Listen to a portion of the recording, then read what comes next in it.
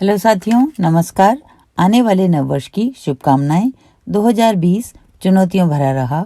बहुत से लोग बहुत सी परेशानियों में पड़ गए, लेकिन इस वर्ष ने लोगों को परिवार और सेहत के महत्व को एक बार फिर से समझाया है। अब आने वाले वर्ष में हम यही कामना करते हैं कि सभी के घर में सुख, समृद्धि और खुशहाली का आगमन हो। इसी उम्मीद के साथ शुरू करते हैं आज की कहानी। इस कहानी का शीर्षक है चलो जम्बूरे। यह कहानी चेक देश की कहानियां नामक बुक से ली गई है। पुनर्वाचिका और संपादिका हैं गीता नेगी। तो शुरू करते हैं कहानी। एक गांव में पीटर नाम का एक गडरिया रहता था। वह दिन भर मालिक की भेड़ें चराता, लेकिन बदले में मालिक उसे फटे पुराने कपड़े और सूखी रोटी देता था। अपनी गरीबी के कारण पीटर बहुत दुखी रहता था। एक दिन पीटर जंगल में भेड़ें चरा रहा था। तभी अचानक बिल्कुल सफेद बालों वाली एक बुढ़िया वहां प्रकट हुई। उसने पीटर से उसकी उदासी का कारण पूछा। पीटर बोला, सब मेरी गरीबी का मजाक उड़ाते हैं। मेरा मालिक तो मुझे ढंग के कपड़े और खाना भी नहीं देता। बुढ़िया को पीटर पर बहुत तरस आया। वह बोली, बेटा, तुम्हारी भेड़ों में से एक भेड़ के माथे पर काले रंग का गोल निशान है। उस भेड़ से कहो, नाच जम्बूरे, बस तुम्हारी इच्छा पूरी हो जाएगी। यह कहकर सफेद बालों वाली बुढ़िया उसी तरह गायब हो गई जैसे अचानक प्रकट हुई थी। पीटर को यह सब एक सपने की तरह लगा। वह भागकर भेड़ों के झुंड के पास गया और काले निशान वाली भेड़ के सामने जाकर बोला, नाच जम्बूरे। इतना सुनते ही वह भेड़ नाचने लगी।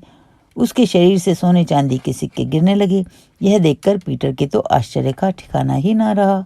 वह उस भेड़ को लेकर सीधा अपने मालिक के पास पहुंचा। उसे देखकर मालिक गुस्से से बोला, भेड़ों को जंगल में छोड़कर तुम यहाँ क्या कर रहे हो? आज तुम्हें खाना नहीं मिलेगा। पीटर बोला, नाच जम्बूरे। यह सुनते ही भेड़ नाचने लगी। उसके शरीर से सोने चांदी के सिक्के गिरने लगे। इतना धन देखकर पीटर के मालिक का तो स्वर ही बदल गया। वह बड़े प्यार से बोला, मित्र पीटर, अब तो तुम भी धनवान हो गए हो। क्यों ना आज रात का खाना हम साथ साथ खाएं? भोला भाला पीटर मान गया। खाना खाकर दोनों सो गए। अगले दिन जब पीटर सोकर उठा तो उसने नाश्ते में कुछ खाने के लिए मांगा। चालाक मालिक बोला, नाश्ते के लिए तो तुम्हें पैसे देने पड़ेंगे। पीटर तुरंत बोला, नाच जम्बूरे। लेकिन यह क्या? भेड़ तो हिली भी नहीं। पीटर देखता रह गया। मालिक ने पीटर को डांट धमकाकर घर से बाहर निकाल दिया। बेचारा पीटर वापस जंगल में गया और सफेद बालों वाली बुढ़िया को सारी बात बताई। बुढ़िया मुस्कुराते हुए बोली, कोई बात नहीं बेटा, मैं तुम्हें यह थाली देती हूँ। इसे जमीन पर रखकर कहना, भरो जम्बूरे। फिर बुढ़िया गायब हो गई। पीटर ने थाली जमीन पर रखी और बोला, भरो जम्बूरे। इतना कहते ही थाली स्वादिष्ट पकवानों से भर गई। पीटर ने भरपेट खाना खाया और मालिक को सबक सिखाने चल पड़ा। मालिक के घर के सामने जाकर पीटर ने थाली जमीन पर रखी और बोला, भरो जम्बूरे। थाली तुरंत कई प्रकार के पकवानों से भर गई। पीटर का चालाक मालिक फिर से उस पर मेहरबान हो गया। वह उसे घर में ले गया और बहुत खातिरदारी की। लेकिन अगले दिन सुबह वही पिछली बार की तरह हुआ। पीटर के भरो जम्बूरे कहने पर भी थाली खाली ही रही। मालिक ने फिर उसे घर से निकाल दिया। पीटर फिर सफेद बालों वाली बुढ़िया के पास पहुंचा।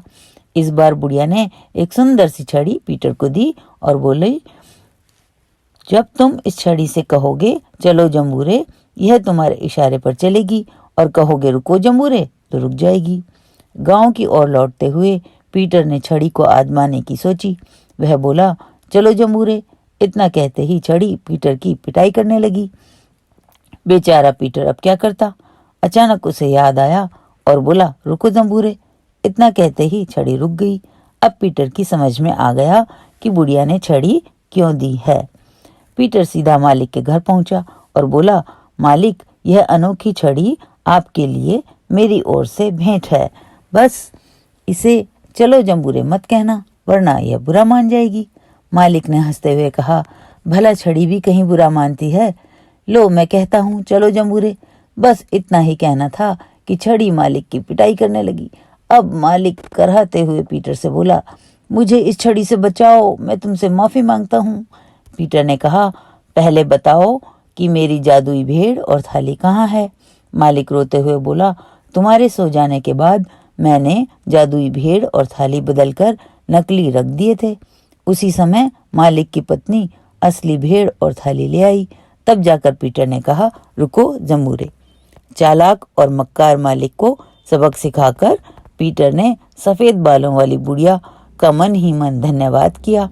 उसके बाद पीटर का सारा जीवन तो मजे से गुजरा ही, साथ ही उसने अपनी जादुई भेड़, थाली और छड़ी से अन्य जरूरतमंदों की भी सहायता की।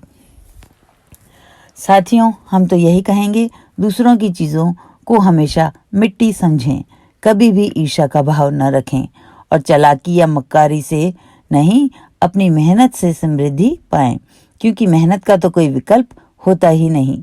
मेहनत करें, आगे बढ़ें और दूसरों की मदद करें। एक बार फिर नववर्ष की शुभकामनाएं। सो गुड बाय, जल्दी ही फिर मुलाकात होगी। Till then don't worry, be happy, sayonara.